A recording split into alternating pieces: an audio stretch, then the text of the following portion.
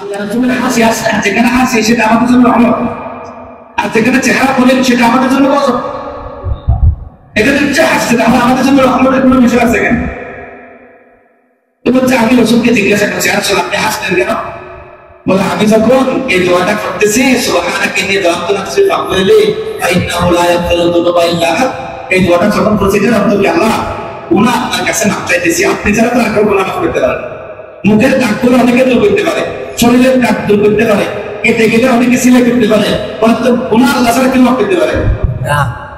বলে বান্দা যখন এই কথা মুখে বলে তখন আল্লাহ পাকের রহমতের জুস চলে আসে, তখন আল্লাহ কুদরতি হাসা হেসে আল্লাহ বলেছে বান্দা তুই ঠিক বলছো, আমি ছাড়া আর কেউ গুনাহ মাফ করে দেওয়া না। বলে সেজন্য আমি হাসি দিচ্ছি। সেজন্য আমরা প্রত্যেকে চেষ্টা করবো গাড়িতে ওঠার সময়, বিভিন্ন জায়গাতে ওঠার সময় এই দোয়াটা করার জন্য আমরা চেষ্টা করবো তো ইনশাআল্লাহ। আরেকটা আল্লাহ রাসূলের সুন্নাহর কথা বলি, এটা অনেক আলোচ্য বিষয়, আমি সম্পূর্ণ আলোচনা করা সম্ভব হবে না, আমি আজকে এটা নিয়ে আলোচনা করতে করেছিলাম। কবর জিয়ারত করা, এটা হলো আল্লাহ রাসূলের একটা সুন্নাহ। ইসলামের প্রাথমিক যুগে আল্লাহ রাসূল কবর জিয়ারত করতে নিষেধ করছে। কেন? তখন ওই জাহেলি যুগে মানুষ কবরের মধ্যে যায় শিরক করে ফেলত। আমার নিজের চোখে দেখা, আল্লাহর ঘরে বলতেছি, মিম্বরের মধ্যে বসে বলতেছি, আমরা ফরিদপুরে দিয়ে যাওয়ার সময় অনেকবার দেখি মানুষের মেজবাটারের গেটের মধ্যে সাজদা করেছে, নাউযুবিল্লাহ।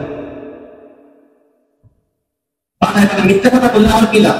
আল্লাহর কোরআন তো আমার সামনে আছে, লানাতুল্লাহি আলাল কাযিবিন, আল্লাহ লানত যারা কিন্তু আমরা চিনে মিম্বরে বসে মিথ্যা কথা বলবো।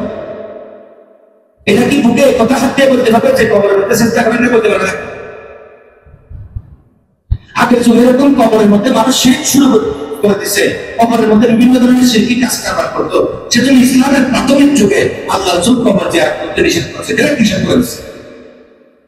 এরপর যখন সবার ঈমান মজবুত হয়ে গেছে, শয়তানের সাথে মোকাবেলা করার মতো শক্তি চলে আসছে, তখন আল্লাহ রাসূলের নতুন আরেকটা বাণী আসছে।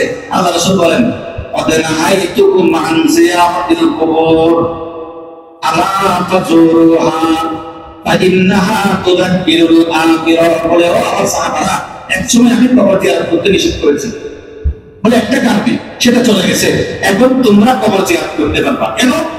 বলে কবর জিয়ারত করলে মানুষের আখিরাতের কথা স্মরণ হবে। বলে কবর জিয়ারত করলে মানুষের কিসের কথা স্মরণ হয়? দুনিয়াতে মানুষটা কি নিজের বিল্ডিংটা রেখে কবরে চলে যেতে হয়, সেটা কবরের সামনে দাঁড়াইলে বলে চলে আসে, এই বিল্ডিংটা করছে যে আপনার আব্বা, এই বিল্ডিংটা করছে যে আপনার দাদা, এই বিল্ডিংটা করছে যে আপনার ভাই।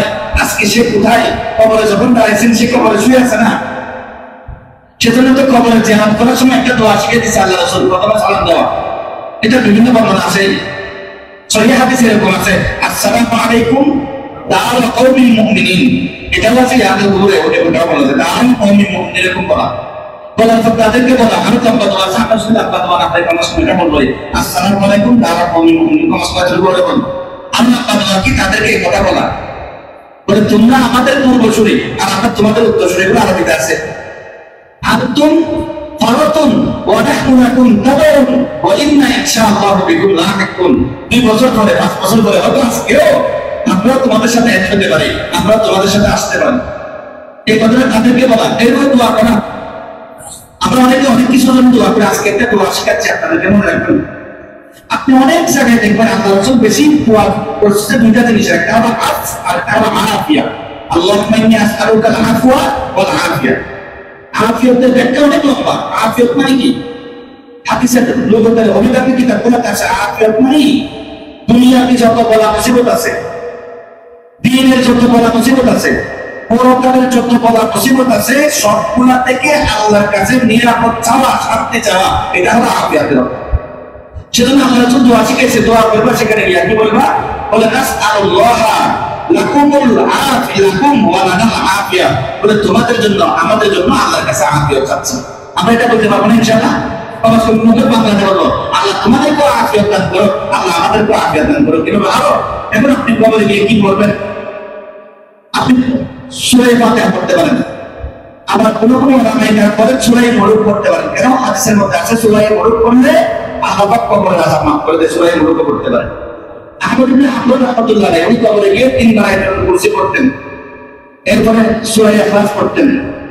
আমরা ইনশাআল্লাহ আমাদের যারা মুরব্বীরা চলে গেছে আমরা তাদের কবর জিয়ারত করাবো। আর একটা কথা আপনাদের ফাইদা করে বলতেছি, সবকিছুকে ক্যামেরা বন্ধ করার কি লাভ? আপনার এখন বর্তমানে দেখা যায় নামাজ পড়তেছে এটাও ক্যামেরা, জানাজার দাফন করতেছে এটাও ক্যামেরা, জানাজার নামাজ পড়ছে সেটা। আচ্ছা, আমার বাপ মারা গেছে, কতগুলো মানুষ হয়েছে, এটা না জানলে মানুষ কি সমস্যা? সেটা তো সরকার আমাদেরকে এসে ঢোকা দিচ্ছে। আমরা এই সমস্ত কাজ থেকে বিরত থাকার চেষ্টা করবো। তখন সবার আচ্ছা, কোনো ব্যক্তির অন্তর যদি আখিরাতের চিন্তা থাকে, সে দুনিয়া ক্যামেরা ভিডিওতে ব্যস্ত থাকতে পারবে না। জানাজার কাপড় তো আমার জন্য ছিল পরকালের কথা চিন্তা করে আসতাম। আজকে আমি আরেকজনের সামনে দাঁড়াইছি, কালকে আমি তার কোথাতে আর আমার সামনে আমাদের মানুষ দাঁড়াবো, ওই কথা চিন্তা করে আসতাম। কবর দিতেছে যখন ওই কথা চিন্তা করে আসতাম। সেজন্য এখানে আপনার গুণা বুকুরো গুণা হয়ে গেছে না, কান বলে কি সমস্যা? আমি আলহামদুলিল্লাহ জীবনে কোনোদিন করিনি, কি সমস্যা হয়েছে? কিসে মানুষ আমার চিন্তা কি না চিন্তা কি? তোরা সবাই চেনে, সে ধরলে আপনাকে তোরা চেনে না, সে ধরলে জানি আমি, এই ধরনের কোনো নির্দেশনা আছে না। যে কোনো বিষয় আমরা, এটা একটা ফিতনা। আল্লাহ পাক আমাদের নামাজগুলো রোজ চলে যাচ্ছে, এটার কারণে জিকিরের রোজ চলে যাচ্ছে, ইবাদতের রোজ চলে যাচ্ছে। আল্লাহ পাক আমাদের সবাইকে ওই ফিতনা থেকে হেফাজত করুন। আমি আজকে 2টা সুন্নাত 3টা সুন্নাত কথা বলছি। খানা পড়ে গেলে সেটা তুলে প্রয়োজনে পরিষ্কার করে খাওয়ার জন্য এই সুন্নাত কথা বলছি। এবং যার পাহাড়ে ওটার সময় দোয়া পড়ার জন্য এই সুন্নাত কথা বলছি। কবর জিয়ারত সম্পর্কে সংযুক্ত আকারে বলছি। আর অনেক কথা আছে, আল্লাহ পাক যদি তৌফিক দেয় সামনে আলোচনা করবো। ওয়া আখিরু দাওয়ানা আলহামদুলিল্লাহি রাব্বিল আলামিন।